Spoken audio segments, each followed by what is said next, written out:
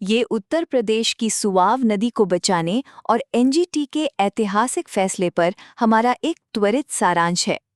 तो देखिए, national green tribunal यानी एनजीटी ने दखल देते हुए यूपी सरकार को एक बड़ा और सख्त आदेश दिया है कि सुआव को सरकारी रिकॉर्ड में किसी मामूली नाले की लिस्ट से हटाकर तुरंत वापस नदी का दर्जा दिया जाए, जो कि पर्यावरण के हो रहे विनाश को रोकने के लिए बहुत ही जरूरी है। अब सीधा आते हैं इसके मुख्य पहलुओं पर।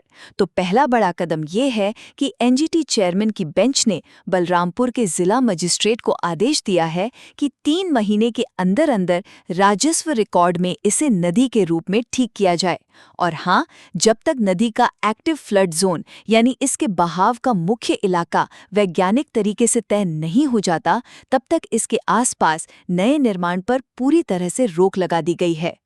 दूसरा, क्या आपको पता है कि 1906 के गैजेटियर के हिसाब से सुआव कोई नाला नहीं बल्कि 120 किलोमीटर लंबी एक नदी है। जी हाँ, ये राप्ती नदी की एक प्रमुख सहायक नदी है, लेकिन लगातार हो रहे अतिक्रमण और सीवेज ट्रीटमेंट प्लांट जैसे प्रोजेक्ट्स ने इस पूरी नदी को ही खतरे में डाल दिया था। और अंत में ट्रिब्यूनल ने एक बहुत ही शानदार कदम उठाते हुए संत सीचेवाल मॉडल अपनाने को कहा है। इसका सीधा सा मतलब है सरकारी मशीनों पर निर्भर होने के बजाय स्थानीय समुदाय की मदद से नदी की सफाई करना।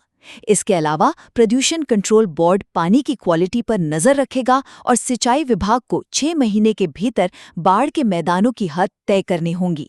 कुल मिलाकर एनजीटी का ये फैसला महज कुछ कागजी गलतियों को सुधारने के बारे में नहीं है, बल्कि एक लुप्त होती नदी और उसके पूरे इकोसिस्टम को अतिक्रमण से बचाकर नया जीवन देने की एक सख्त पहल है।